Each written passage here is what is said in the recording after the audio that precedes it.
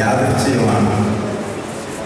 ഇങ്ങനൊരു ബന്ധമുണ്ടെന്നുള്ളത് മനസ്സിലാക്കുന്നവരുടെ ഇടയിൽ നിന്ന് പ്രിയപ്പെട്ട അച്ഛൻ കൂടെയാണ്. അച്ഛൻ പല പ്രാവശ്യം വരുവാനൊക്കെ ഇടയിൽ തീർന്നു. അങ്ങനെ ഞങ്ങൾ സംസാരിക്കുകയും അങ്ങനെയാണ് ഇവിടെ വരുവാൻ കാരണമായി തീർന്നത്. ഇതിൽ പ്രധാന കാരണക്കാരനായിരിക്കുന്നത് ജോൺ ലൂക്കോസ് എന്ന് പറഞ്ഞ അദ്ദേഹമാണ്.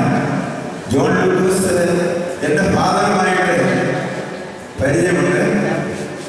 എൻ്റെ ഫാദർ മരിച്ചിട്ട് 17 വർഷങ്ങളായി. ഇന്നലെ എൻ്റെ ഫാദറിൻ്റെ വയലിനെല്ലാം വരുമ്പോൾ പ്രിയപ്പെട്ടവരെ കാണുകയും അങ്ങനെ കല്ലൂർ കുടുംബവും ഈ കുടുംബമായിട്ട് ബന്ധമുണ്ടെന്നുള്ളത് അദ്ദേഹത്തിൻ്റെ വാമണിയായിട്ട് അറിയിച്ചിരുന്നതായിട്ട് അറിയാൻ സാധിച്ചു.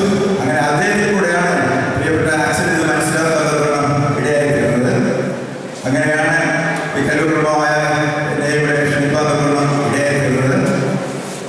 ഞങ്ങൾ ചരിത്രം പറഞ്ഞാൽ ഞങ്ങൾക്ക് കുടുംബയോഗത്തിൽ പഠിക്കേണ്ട ഏകദേശം 5 വർഷത്തോളമായി. ഞങ്ങളുടെ കുടുംബത്തെക്കുറിച്ചുള്ള പഴയ ചരിത്രം ഞങ്ങൾ ശേഖരിച്ചപ്പോൾ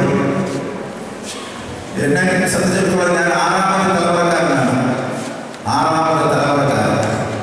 അപ്പോൾ പുറകോട്ട് പോയതായ തലമുറകളെ കുറിച്ച് അന്വേഷിച്ചപ്പോൾ ഒരു പിതാവ് ഇവിടെ നിന്ന് വന്നതായിട്ട് അറിയാം.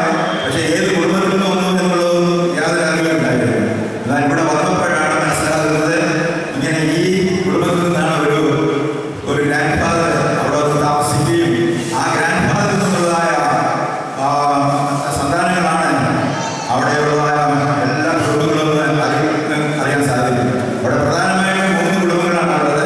ഒന്ന് കല്ലൂർ കുടുംബം, ഒന്ന് കല്ലൂട്ടാങ്കി കുടുംബം, ഒന്ന് തോട്ടൽ കുടുംബം. ഈ തോട്ടൽ കുടുംബത്തിലെ പിതാവാണ് ഇവിടെ നിന്ന് വന്നിട്ടുള്ളതെന്നാണ് അറിയപ്പെടുന്നത്. എന്തായിരുന്നാലും ഞങ്ങളെ നോക്കിയപ്പോൾ ഞാൻ 6ാമത്തെ തലമുറക്കാരനാണ്. എന്നാൽ ഇത് വാമൊഴിയായിട്ട് മാത്രമാണ് നമുക്ക് മനസ്സിലാക്കാൻ സാധിച്ചത്.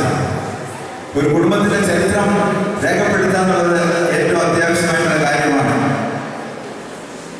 ബൈബിൾ നോക്കുമ്പോൾ ആദാം മുതലുള്ള